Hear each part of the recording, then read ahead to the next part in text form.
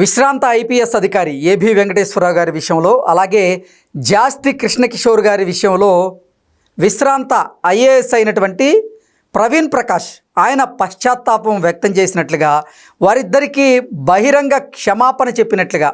ఆ క్షమాపణకి కారణం ఏంటంటే, వైకాపా ప్రభుత్వ హయాంలో జగన్మోహన్ రెడ్డి ముఖ్యమంత్రిగా ఉన్నటువంటి సమయంలో జగన్మోహన్ రెడ్డి కావాలనే ఏబి వెంకటేశ్వరరావు గారి మీద, అలాగే జాస్తి కృష్ణకిషోర్ మీద ఆయన కక్ష సాధింపు చర్యలకు పాల్పడ్డారు, అది నేను ఆపలేకపోయాను అంటూ ప్రవీణ్ ప్రకాష్ గారు పశ్చాత్తాపాన్ని వ్యక్తం చేస్తూ ఒక వీడియో విడుదల చేసినట్లుగా కొన్ని వార్తలు వస్తూ ఉన్నాయి. దీని మీద మనం పూర్తి స్థాయిలో విశ్లేషణ చేసుకుందాం. ప్రస్తుతం మనతో పాటున్నారు ప్రముఖ రాజకీయ విశ్లేషకులు అంకమరావు గారు, వారితో మాట్లాడదాం. సార్ నమస్తే. సార్ నమస్తే కృష్ణ. మాజీ ఐఏఎస్ అధికారి అయినటువంటి ప్రవీణ్ ప్రకాష్ గారు, ఆయన ఏబి వెంకటేశ్వరరావు, జాస్తి కృష్ణకిషోర్ వీరిద్దరి విషయంలో పశ్చాత్తాపం వ్యక్తం చేస్తున్నట్లుగా. దానికి కారణం ఏంటంటే, జగన్మోహన్ రెడ్డి ముఖ్యమంత్రిగా ఉన్నటువంటి సమయంలో, అంటే వైకాపా ప్రభుత్వ హయాంలో జగన్మోహన్ రెడ్డి కావాలనే ఇటు ఏబి వెంకటేశ్వరరావు గారి మీద, అలాగే కృష్ణకిషోర్ గారి మీద ఆయన పగ తీర్చుకున్నట్లుగా, అలాగే కక్ష సాధింపు చర్యలకు పాల్పడినట్లుగా ఈయన ప్రవీణ్ ప్రకాష్ గారు ఒక వీడియోని విడుదల చేసినట్లుగా కొన్ని వార్తలు వస్తున్నాయి. దీని మీద మీ విశ్లేషణ ఏంటి సార్? అంటే ఇక్కడ మీరు కృష్ణ ఒకటి గమనించుకుంటా ఉంటే, పశ్చాత్తాపంతో పరివర్తన వచ్చిన వాళ్ళ సంఖ్య పెరుగుతూ ఉంది. ఓకే, ఇంకెంతమందిని మనం చూడాలో దీంట్లో. ఆ రోజు నిజంగానే ప్రవీణ్ ప్రకాష్ అనే వ్యక్తి చంద్రబాబు నాయుడు గారు ముఖ్యమంత్రిగా ఉండగా అతను ముక్కుసూటిగా వెళ్ళేవాడు. అలాగే గుంటూరు నగర మేయర్ను కూడా అదుపులో తీసుకున్నారు. విస్తరణలో కార్యక్రమంలో భాగంగా ఆయన చేపట్టినప్పుడు నగర మేయర్ వెళ్ళి అడ్డుపడితే ఆయన కూడా అదుపులో తీసుకున్నాడు. అట్లా ముందుకెళ్ళినటువంటి వ్యక్తి ముక్కుసూటిగా ఉంటాడు, నిజాయితీగా పనిచేస్తాడు అని చెప్పని ఆ రోజుల్లో కొంతమంది ఐఏఎస్ అధికారుల మీద మంచి పేరు ప్రఖ్యాతులు కూడా ఉండేవి. ఆ కోవలోనే ఉండేవాడు ప్రవీణ్ ప్రకాష్ అనే వ్యక్తి. ఓకే, అలాంటి వ్యక్తి చంద్రబాబు నాయుడు గారి హయాంలో మంచి పేరు ప్రఖ్యాతులు తెచ్చుకున్న వ్యక్తి జగన్మోహన్ రెడ్డి ప్రభుత్వంలో రాంగంలోనే అంత సడన్ గా ఎలా మారిపోయాడు అనేది ఇప్పటికీ అర్థం కాని విషయం. మరి అంత ముక్కుసూటిగా నిజాయితీగా వెళ్ళిన వ్యక్తి జగన్మోహన్ రెడ్డి 5 సంవత్సరాల పరిపాలనలో అన్ని అవకతవకలు జరుగుతూ ఉంటే, ముందు ముఖ్యంగా విద్యాశాఖలో అతను ప్రవర్తించిన తీరు చాలా వివాదాస్పదంగా ఉంది. ఈ రోజు కృష్ణకిషోర్ గారికి అలాగే ఏబి వెంకటేశ్వరరావు గారికి ఇద్దరికి క్షమాపణ చెప్పినట్టుగా మనం చూస్తూనే ఉన్నాం. ఇక్కడ ఇద్దరు కూడా వాళ్ళ విధి నిర్వహణలో ఎక్కడా ఏ పొరపాట్లు చేయలే. అయినా సరే వాళ్ళ మాట వింటలేదని చంద్రబాబు నాయుడు గారికి ముఖ్యంగా ఇళ్ళే అనే ఉద్దేశంతో వీళ్ళ మీద కక్ష సాధింపు చర్యలో భాగంగా వాళ్ళు పాల్పంచుకున్నారు. ఆ రోజు వీళ్ళను వేధించాడు. ముఖ్యంగా ఏబి వెంకటేశ్వరరావు గారిని అయితే చివరి గంట వరకు కూడా బాధ్యతల్లో నిలబెట్టకుండా ఆయన డీజీపీ కావాల్సినటువంటి అధికారిని చాలా అవమానకరంగా చేశాడు. ఇక్కడ గమనించుకోవాల్సింది ఏంటంటే, మిగిలినలాగా ఏబి వెంకటేశ్వరరావు గారు పారిపోలా. జగన్మోహన్ రెడ్డి మీద పోరాడాడు, గెలిచాడు, నిలబడ్డాడు. That is A B Venkateswara Rao, no doubt at all. Jaganmohan Reddy మీద న్యాయ పోరాటం చేశాడు, ఒంటరి పోరాటం చేశాడు, గెలిచాడు, మిగిలినకు ఆదర్శంగా నిలిచాడు. మిగిలిన వాళ్ళు చేయలేకపోయారు, చేశాడు. సరే, జాస్తి కృష్ణకిషోర్ గారిని కూడా ఇబ్బంది పెట్టాలనుకున్నాడు. ఆయన సౌమ్యుడు, ఆయన పని ఆయన చేసుకుంటా వెళ్ళిపోయాడు. ఈరోజు ప్రవీణ్ ప్రకాష్కి నిజంగానే పశ్చాత్తాపంతో మాట్లాడాడని అయితే నేను భావిస్తున్నా.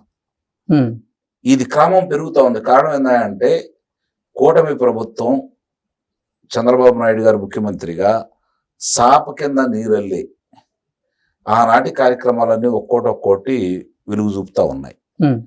సహజంగానే ఈ కూటమి ప్రభుత్వం అధికారంలోకి వచ్చిన తర్వాత ప్రవీణ్ ప్రకాష్ లాగా జగన్మోహన్ రెడ్డికి సహకరించిన అధికారులందరి మీద కక్ష సాధింపు చర్యలు తీసుకుంటారని అందరూ భావించారు. అందుట్లో ఇతను కూడా భావించి ఉండొచ్చు, ప్రవీణ్ ప్రకాష్ కూడా. కానీ వీళ్ళు ఎవరి మీద, ఏ అధికారి మీద కక్ష సాధింపు చర్యలో భాగంగా ముందుకెళ్ళట్లేదు.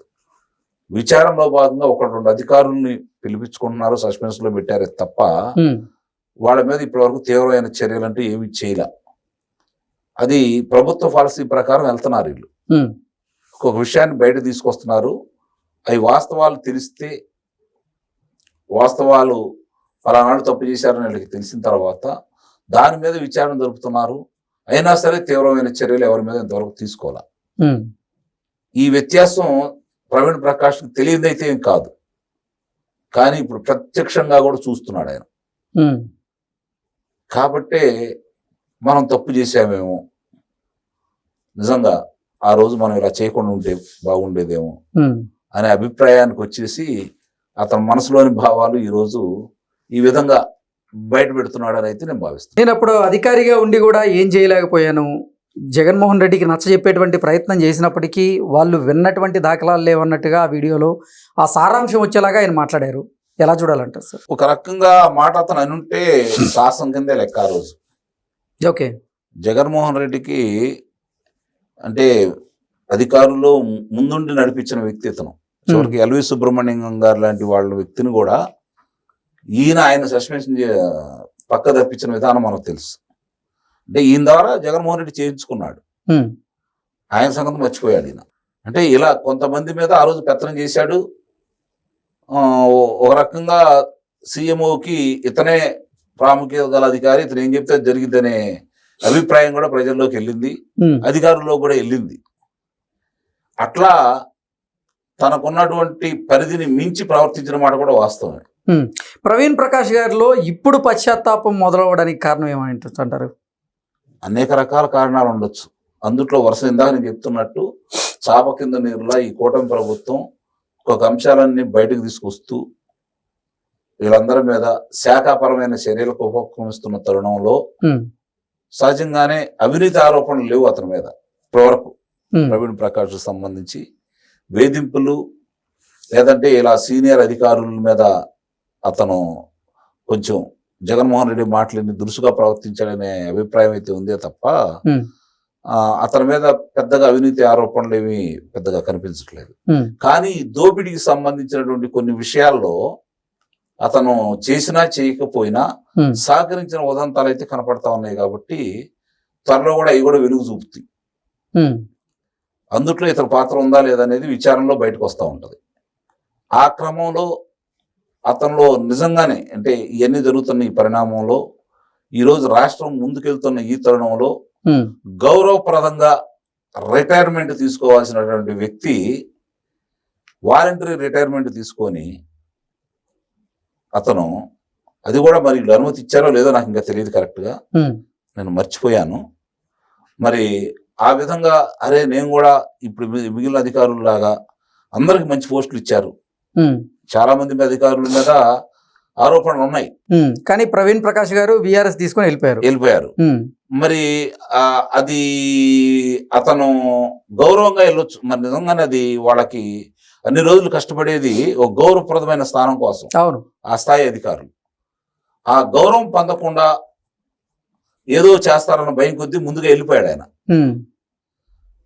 ఇప్పుడు కనుక నేను ఆ రోజు జగన్మోహన్ రెడ్డికి సహకరించకపోయినా నా ధర్మాన్ని కనుక నేను నిర్వహించుకుంటూ ముందుకెళ్ళినట్లయితే నిస్సందేహంగా నాకు కూడా గౌరవప్రదమైనటువంటి రిటైర్మెంట్ దొరికేదేమో అనే ఆ భావన మొదలైందేమో అనేది నాకు అనిపిస్తా ఉంది.